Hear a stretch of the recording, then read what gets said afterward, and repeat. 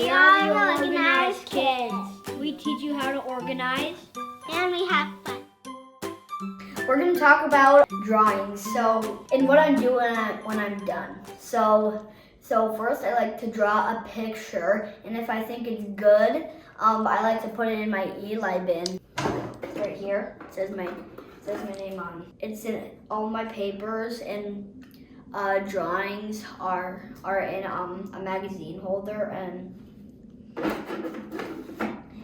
I also have a sketchbook and some comics. If I don't like a drawing, I recycle it, or if I mess up and can't fix it again, then I just throw it in the recycling. And if I draw a picture and I think it's really good, I like to put it on the wall with all of my other pictures. Let me show you. And what we have over here are just some of my drawings and my sister's drawings. I also have a little food chain and a graph.